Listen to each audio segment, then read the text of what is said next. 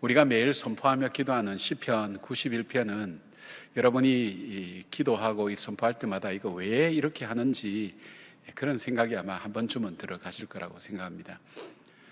저자가 누구인지는 자세히 모르지만 모세라고 얘기하는 분도 있고 다윗이라고 하는 분도 있고, 인생이 줄 수 있는 모든 시련과 고난을 겪은 그 시편 기자가 자기가 인생을 살아오면서 어떤 어려움을 겪었는데 하나님이 그때마다 어떤 하나님이 되셨다 하는 것을 잘 기록하고 있는 말씀이 되어서, 이 말씀은 전통적으로 왕이 어려움을 당할 때 또 전쟁을 치러 나가는 군인들에게 제사장이나 선지자가 축복하는 그런 말씀이었습니다. 그래서 그분들에게 이 말씀을 통해서 용기를 갖고 힘을 얻도록 늘 격려했던 그런 말씀이기도 하고, 특별히 종교개혁 때에는 종교개혁자들이 종교개혁을 할 때 지치고 힘들고 용기를 잃어버리고 하루하루를 어떻게 살아야 될지 알지 못할 때에 이 시편 91편의 말씀을 함께 읊조리고 또 기도하면서 그 종교개혁을 이루어 나갔다고 합니다. 저는 개인적으로 저희 가정이 어려울 때 이 시편 91편을 저희 집사람과 함께, 저희 어머니와 함께 이 말씀을 선포하면서, 그리고 이 시편을 가지고 기도를 그렇게 드렸습니다.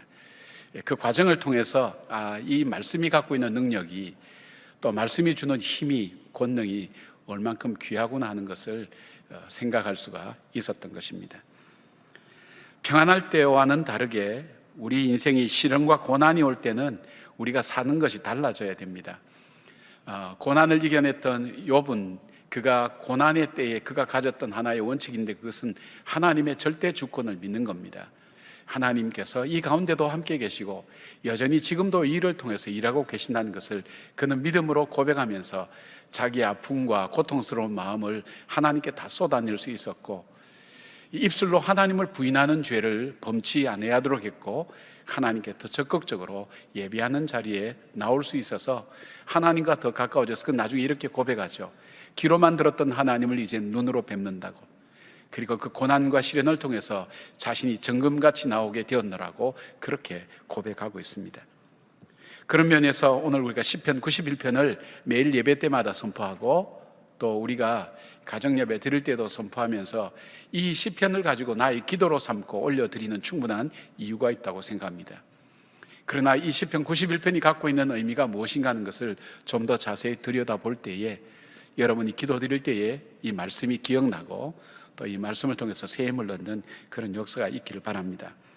이 시편은 1절부터 16절로 되어 있지만 1절, 2절을 보면 시편 기자가 나의 신앙 고백은 이것입니다라고 자기 신앙 고백을 하고 있습니다.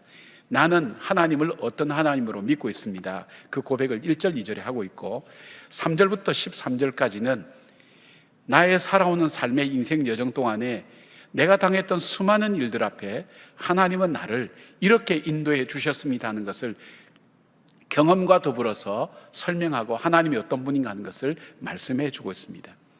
그리고 14절부터 16절까지는 그러므로 우리가 고난과 시련의 때에는 우리가 평소처럼 그렇게 사는 것이 아니라 이렇게 사십시다.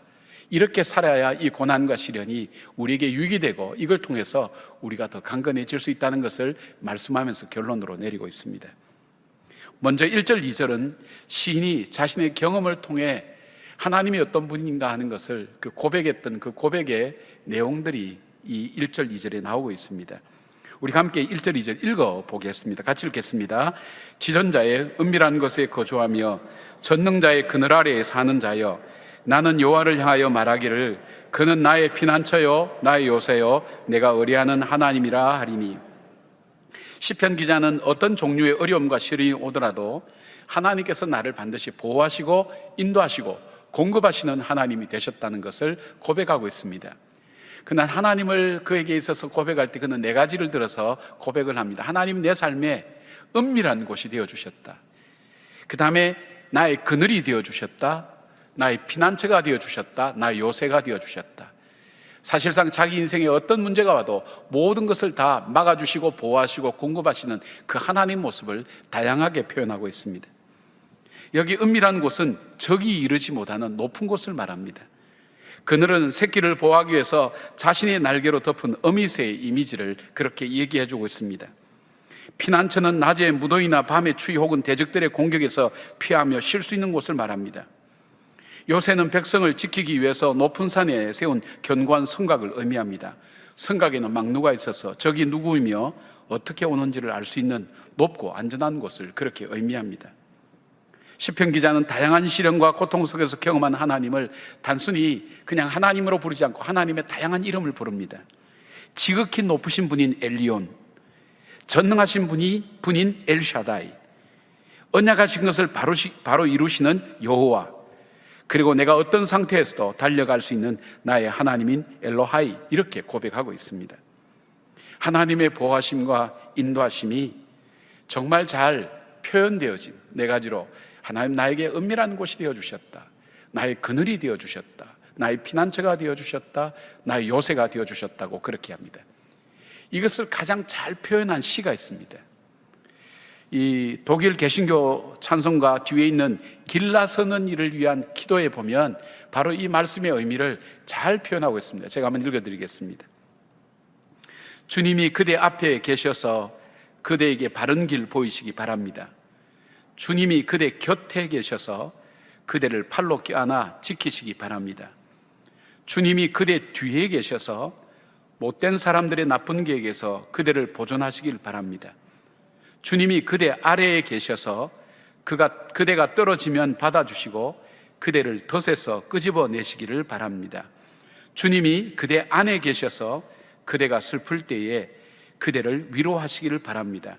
주님이 그대 둘레에 계셔서 남들이 그대를 덮칠 때 막아주시기를 바랍니다. 주님이 그대 위에 계셔서 그대에게 복 주시기를 바랍니다. 이처럼 그대에게 은혜로우신 하나님이 복 주시기를 바랍니다. 그렇게 표현하고 있습니다. 참 잘 표현했다고 그렇게 생각합니다. 그래서 시인은 여기서 우리가 은밀한 곳에 거하고 전능하신 자의 그늘 아래 거해야 한다고 고백을 하면서 옆 앞에 말하는 우리가 은밀한 곳에 거하고 하는 이 거한다는 표시는 요셰브라는 이 단어인데, 이 단어는 분사 형태로 되어서 지속적인 것을 얘기합니다. 쉽게 말하면 우리가 이런 복을 받기 위해서, 이런 하나님이 되기 위해서 우리의 삶이 지속적으로 하나님과의 친밀한 관계를 유지하고 하나님 안에 머물러 있어야 된다는 것을 그는 이야기하고 있습니다. 모든 사람에게 다 이런 축복이 주는 것이 아니라 하나님 안에 머물러 있는 사람에게 하나님께서 지속적으로 주시는 축복이 있다는 거예요. 뒤에 거한다는 그 단어는 이틀로난이라는 이런 단어인데, 이거는 뭐냐면 하나님과 진정한 교제를 나누는 사람이 지속적으로 받는 복이 어떤 복인가 하는 것을 표현하고 있습니다. 그러니까 이 시편 기자가 고백한 그 하나님으로부터 오는 보호함과 인도함과 공급함을 받는 인생은 바로 하나님과 친밀한 관계를 지속적으로 유지하고 있는 그 사람, 하나님과 계속 교제하는 그 사람에게 주어지시는 하나님의 축복이라는 것입니다. 그리고 자기 삶의 경험을 통해서 그는 3절부터 13절까지 하나님 나에게 어떤 하나님이었다는 것을 설명해 주고 있습니다. 3절에서 13절 이래 보시면 이 본문 속에는 시공을 가리지 않고 인간을 위협하는 모든 종류의 위험을 다 나열하고 있습니다. 밤과 낮에 다가오는 위험, 의도적으로 해치려고 하는 사람들의 음모, 고의적으로 빠뜨리려고 유인하는 함정, 자신의 실수로 겪게 되는 시련이나 환난, 개인적으로 당하는 문제, 전체적으로 당하는 재난, 무서운 연병이나 알 수 없는 병, 그리고 모든 위협이 물질적인 문제이든 정신적인 문제이든 영적인 문제이든 관계를 통해서 다가오는 일이든 육체의 고통을 당하는 일이든 어떤 일이든 하나님은 그 가운데서 자기를 인도하시고 보호하셨다는 것을 설명하고 있습니다. 어떻게 보호하시고 인도하시는가? 첫 번째, 그는 이 말씀을, 이 어려움을, 자기가 겪었던 어려움을 다 나열하면서 하나님이 그때 나에게 보호하셨던 하나님의 방법에 대해서 말씀하고 있습니다. 어쩌면 여러분의 삶을 살아오는 동안 여러분이 함께 공감하고, 맞아, 나도 하나님께서 이렇게 인도하셔서 고백할 수 있는 일들이 있습니다. 제일 먼저 볼 수 있는 것은 하나님께서 피할 길을 주셨다고 그렇게 말씀합니다. 우리 9절 말씀 같이 한번 읽어볼까요? 9절 말씀, 내가 말하기를 여호와는 나의 피난처시라 하고 지존자를 너희 거처로 삼았으므로 되어 있습니다. 하나님은 죽음도 환난도 실패도 두려움도 피할 길을 주신다고 말씀하고 있습니다. 잠언 14장 26절부터 27절까지 보니까 여호와를 경외하는 자에게는 견고한 의뢰가 있나니 그 자녀들에게 피난처가 있으리라.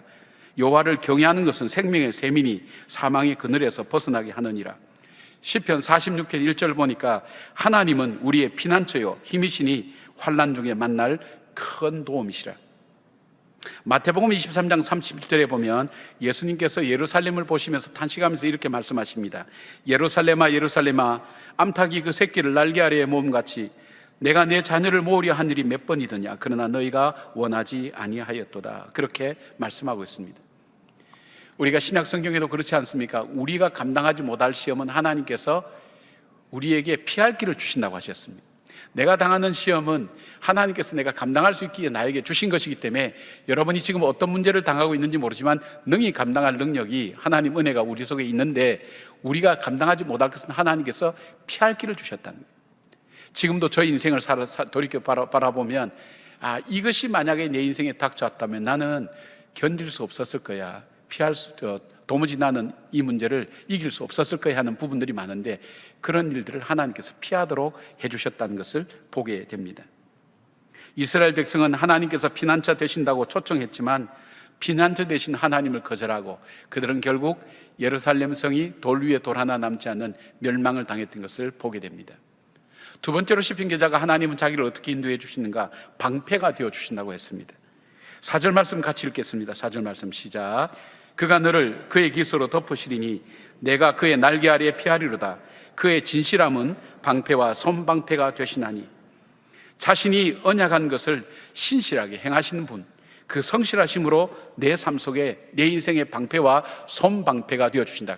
큰 것도 막지만 근접해서 나에게 다가오는 것들도 막아주시는, 뭐든지 주님께서 피할 길과 막을 길을 주신다는 것.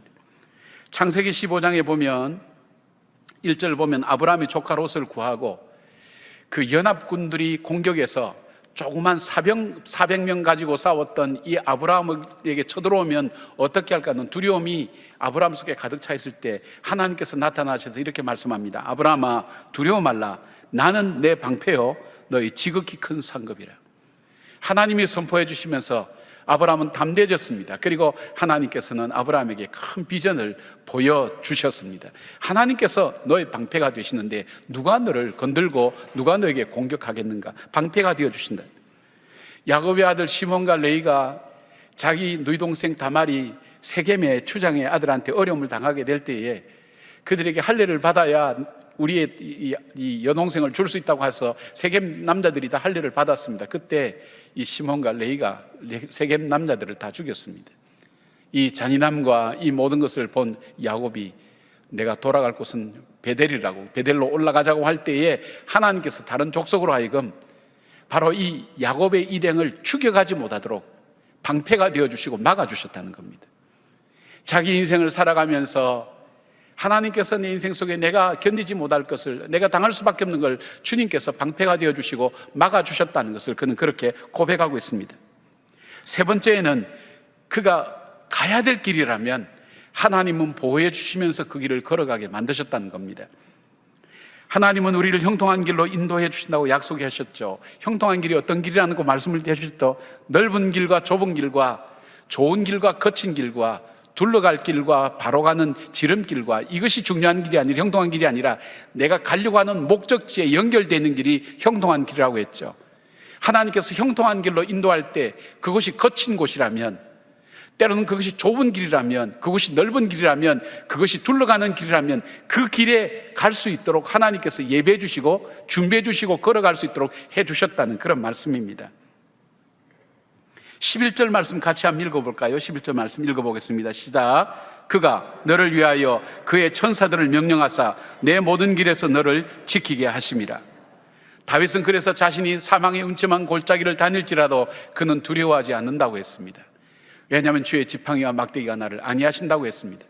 내가 어디를 가든 사망의 음침한 골짜기를 가든 밝은 대낮에 넓은 길을 가든 내가 두려워하지 않을 것은 그 주님께서 나로 하여금 넓을 때는 넓은 길을 갈 수 있는 은혜와 능력을 주시고 좁은 길은 좁은 길을 갈 때의 능력과 은혜를 주시고 그리고 내가 거친 길을 갈 때는 다치지 않도록 하나님께서 그 길을 열어주시고 단단한 신발도 준비해 주시고 내가 둘러갈 길을 걸어갈 때에는 오래 인내하며 걸어갈 수 있는 힘도 하나님 공급해 주신 하나님, 나로 하여금 형통한 길로 인도하시기 위해서 가야 될 길을 가게 하신 그 하나님이라는 고백을 하나님 앞에 올려드리고 있는 것입니다.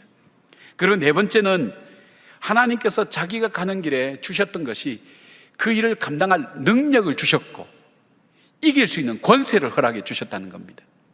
여러분, 여기에 이 조그만 접시에 이게 담겨 있습니다. 이거 저 드는 거 쉽습니다. 왜냐하면 제게 힘이 있기 때문에. 아무리 이것이 가벼워도 내가 힘이 없으면 이거 못 듭니다. 하나님께서는 그 일을 감당할 능력을 부어주셨고, 그 다음에 사단이 아무리 거센 사자처럼 그리고 뱀처럼 간교하다 할지라도 그것을 이길 수 있는 지혜와 능력을 하나님께서 나에게 공급해 주셨다는 것을 말씀하고 있습니다. 13절 말씀 같이 한번 읽어볼까요? 시작. 내가 사자와 독사를 밟으며 젊은 사자와 뱀을 발로 누르리로다. 아멘. 다섯 번째 그에게 인도하신 것이 뭐냐면, 하나님께서 악한 자를 심판하심으로 하나님의 백성을 위로하시고 하나님의 공의를 세웠다는 것입니다. 여러분, 우리가 살면서 가장 억울할 때가 어떤 것입니까? 내가 분명히 피해자인데, 내가 너무나 어려운 일을 당했는데, 나에게 고통과 아픔을 준 사람, 거짓말과 간사한 말과 세상의 더러운 것으로 속이면서 살아가는 저 사람이 살아갈 때 얼마나 속이 상합니까? 마음이 아픕니다.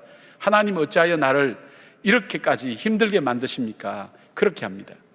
그러나 하나님께서 말씀하신다. 때가 이럴 때에 하나님께서 반드시 심판하신다고 약속하셨습니다.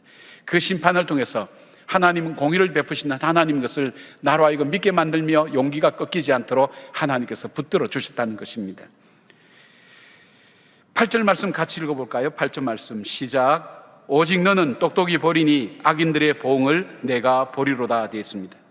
시편 37편 1절에 보니까 악을 행하는 자들 때문에 불평하지 말며 불의를 행하는 자들을 시기하지 말지어다. 9절에 진실로 악을 행하는 자들은 끊어질 것이나 여호와를 소망하는 자들은 땅을 차지하리로다.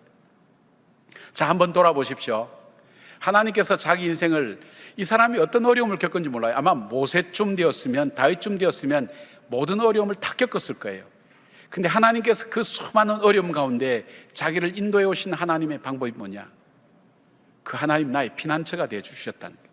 피할 길이 되어 주셨고, 내가 피할 수 있도록 해 주셨고, 피난처가 되어 주셨다. 내 인생의 방패가 되어 주셔서 막아 주시고 나를 지켜 주셨다는 겁니다. 그리고 내가 꼭 가야 되는 길이라면 그 길을 보호하셔서, 아무리 사울이 나를 죽이려고 할지라도 하나님께서 피할 길을 주셨고 살 길을 열어주셨고, 오히려 생명의 길을 자기에게 부어주셨던 그 경험들 지나보면 하나님께서 그렇게 인도해 주셨다는 겁니다. 뿐만 아닙니다. 하나님께서 그 고난을 이겨낼 수 있는 능력을 내게 주셨고, 그 다음에 아무리 간교하게 다가오고 나를 넘어뜨리려고 하는 사단의 괴각이 있을지라도 독사의 머리를 밟고 사자를 밟을 수 있는 능력과 권세를 나에게 주셔서 그것을 이길 수 있도록 행해 주셨다는 거예요. 그리고 하나님께서 심판하심으로 정말 악한 자들이 이 땅에 살지 못하도록 하나님께서 만들어 주심으로 용기가 꺾이지 않고 담대함으로 주의 말씀 지키고 나갈 수 있도록 내 인생을 보호해 주셨다는 게 이 고백입니다. 사랑하는 여러분의 고백과 일치하지 않습니까? 아멘이십니까? 예.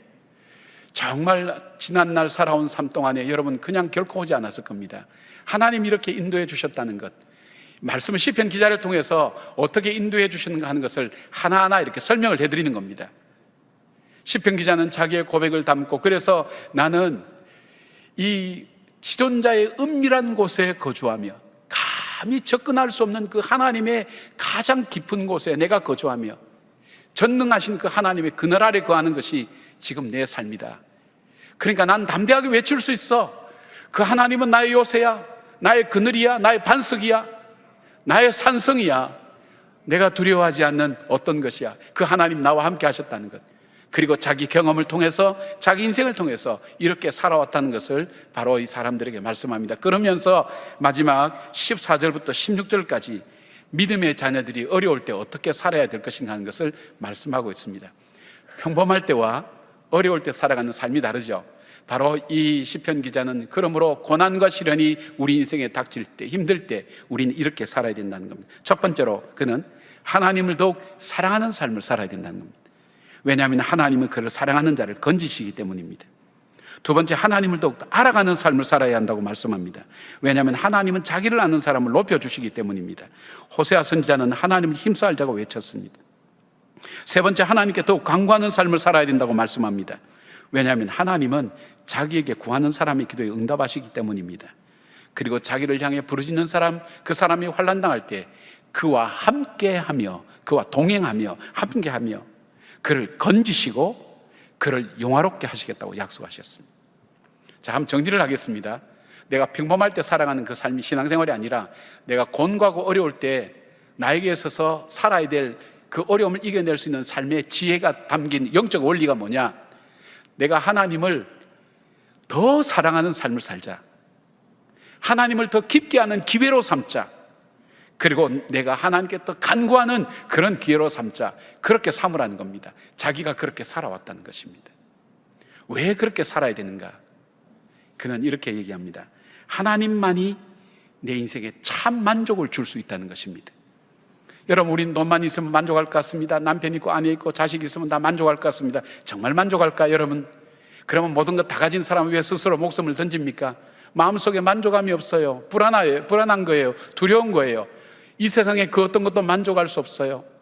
시편 기자가 자기 인생을 살아오면서 생각해 볼 때, 지난날 돌아볼 때 정말 내 인생을 만족해 하는 것은 아무것도 없었어요. 바닷물을 마신 것처럼 먹으면 더 갈증이 생기는 것이 인생의 욕구입니다. 내 인생을 만족해 하시는 분이 하나님밖에 없다는 거예요. 내가 공고함과 어려움 중에도 내가 만족하고 기쁘면 그 공고함과 어려움이 나에게 문제가 되지 않습니다. 근데 그렇게 나에게 그 만족을 주시는 분이 그 하나님이시라는 것. 두 번째, 그 하나님이야말로 내 인생을 가치 있고 의미 있게 만드는 하나님이라는 겁니다.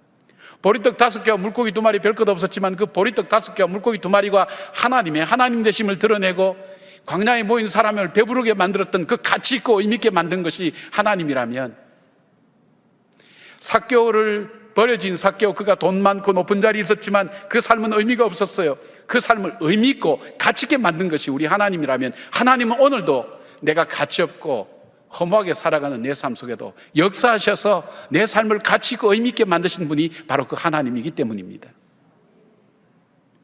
세 번째, 그 하나님이 길이 되시고 진리요 생명 되신다는 것입니다. 여러분, 제가 이제 우리 교회 온 지 한 20년 됩니다. 20년 올 때는 우리 교회는 전통교회였습니다. 교회가 김동호 목사님 나가고 난 이후에 교회를 어떻게 이끌어갈까, 어떻게 섬겨나갈까 할 때 그때는 길이 보였어요. 저에게 이렇게 목회하면 되겠다 생각해서 그렇게 쭉 지금까지 해왔어요.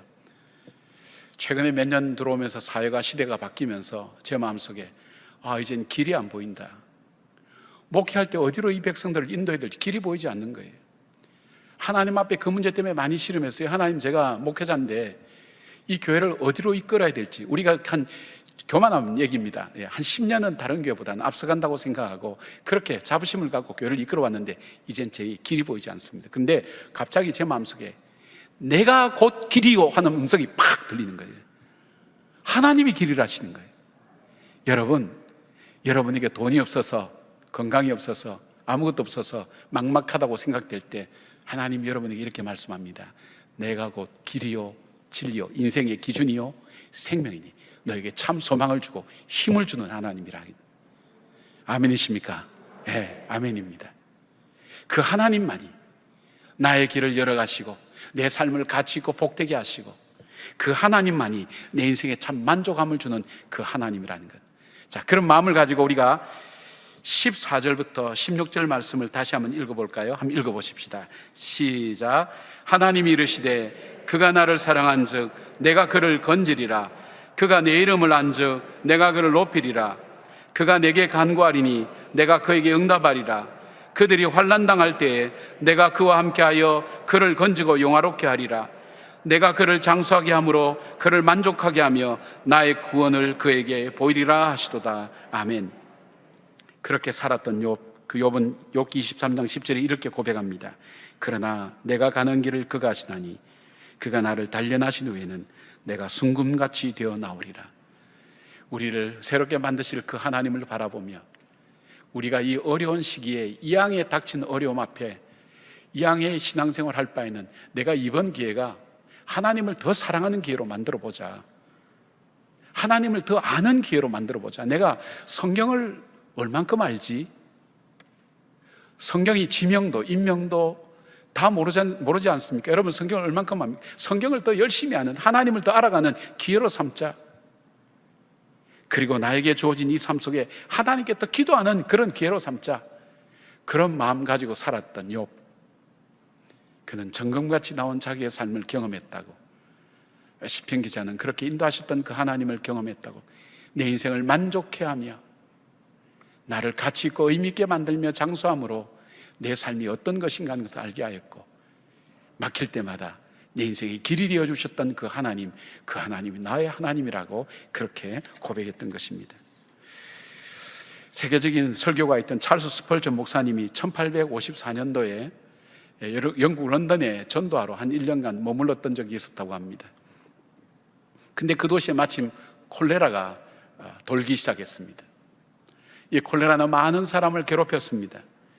많은 사람이 전염병으로 고생하다가 목숨을 잃었습니다. 스펄전 목사님은 전도하는 일보다 더 앞선 일이 병원에 신방하는 일이었습니다. 그리고 죽은 사람 장례식 집례하는 일이었습니다. 그가 수개월 동안 죽어가는 사람은 늘 봅니다. 죽은 사람 장례식 합니다. 병들어 죽어 있는 사람이 신음소리를 듣습니다. 이것이 자기 삶 속에 계속해서 밀려오니까 자기도 탈진해버린 거예요. 지친 모습으로. 그가 이 도보 거리라 그랬는데, 저는 런던에 잠깐 지나갔기 때문에 잘 모르겠습니다. 어딘지. 그 거리를 힘들게 이렇게 걸어오는데 한 제화점에 보니까 종이로 주인이 쓴 뭐가 적혀 있더랍니다. 이상하게 자기의 발길을 끌어서 거기 가봤습니다. 가봤는데 이 말씀이 적혀 있었습니다.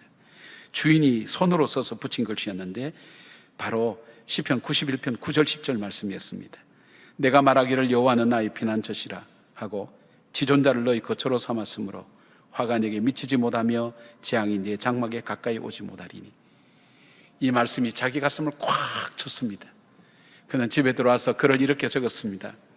이 말씀은 즉각 나에게 큰 영향을 미쳤습니다. 나의 믿음은 이 말씀을 나의 말씀으로 받아들였습니다. 나의 모든 두려움과 불안은 사라지고 평온함과 담대함으로 병자들을 신방하였습니다. 나는 그 가게 주인의 마음을 움직여 창문에 이 말씀을 써놓게 하신 것이 모두 하나님의 섭리임을 인정하고 깊이 감사드렸습니다. 또한 이 말씀의 능력을 기억하며 다시 한번 나의 주 하나님께 찬양합니다. 여러분은 어려울 때 어떻게 사세요? 어려울 때 무엇을 붙드세요? 한번 생각해 보세요. 갖은 어려움을 겪었던 이 시편 기자, 그가 어려움 앞에 살았던 믿음의 길, 우리가 다시 한번 돌아보며 어렵다고 얘기하는 이 시대 속에 오히려 정금같이 나오는 기회가 될 수 있는 삶을 선택하며 걸어가는 우리 성도들 되기를 주의 이름으로 축복합니다. 아멘. 기도하겠습니다. 하나님, 우리 성도님들을 축복합니다. 사랑합니다. 우리 주님을 더 알아가는 기회가 되게 하시고, 우리 주님을 더 사랑하는 기회가 되게 하시고, 주님 앞에 더 기도하는 기회가 되게 하여 주시옵소서.